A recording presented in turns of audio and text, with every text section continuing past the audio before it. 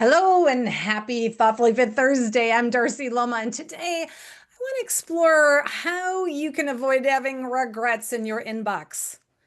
I'm curious, have you ever hit send only like seconds later to think, oh, why did I send that? Or maybe minutes later. Or worse, maybe you hit reply all.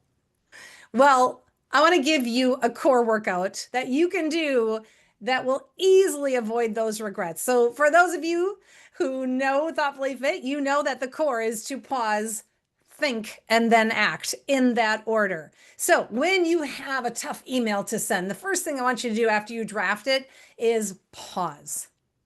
Before you click that send button, pause, get off of autopilot. And the pause sets you up to think. And in the think, I want you to just think about what's my goal in this email? Is your goal to solve a problem?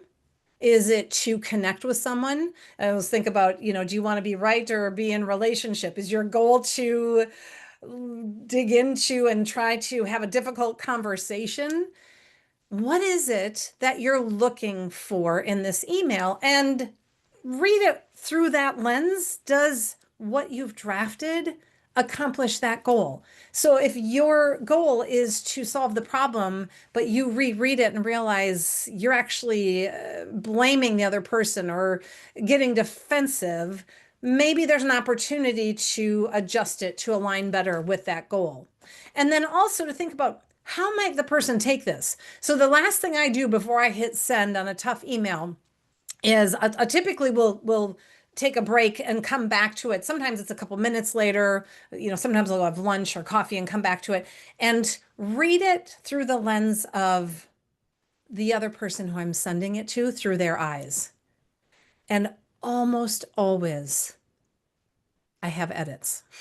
And oftentimes, especially if I'm hitting reply to an email, when I reread it, I realize like I just jumped right into the topic and there is no soft startup. There's no engagement. There's no, I'll just be like, well, I don't know, to answer your question, blah, blah, blah, where I'll realize like, wow, this is really abrupt. And so I'll go back and I'll just add a sentence or two, like, thanks so much for clarifying. I'm glad you took a minute to ask this question, and then go into the email. Or a lot of times when I reread it, I realize it's not really clear what I'm asking or looking for when I read it through the lens of their eyes and their perception. And then once you've done that and you've made those edits, step 3 is to act and just hit send confidently, knowing that you are not going to have to clean up a mess from regretting impulsively hitting send. Or in some cases, people start with the act and then you have to pause and think, oh, how do I fix this? But I also have other clients who they'll pause and think and think and pause and think and pause, and they'll get analysis paralysis and actually never hit act and take action. The key is to do all three: pause, think, and then act. That's your workout. That's your challenge the next time you have a tough email to send. Thank you so much for joining us. I'm so grateful that you follow Thoughtfully Fit Thursdays. And if there's anything we can do to help you with your leadership development or your team dynamics, you can reach out. DarcyLoma.com. Tons of blogs and videos and resources on that website. Best wishes to you and happy sending great emails. Take care.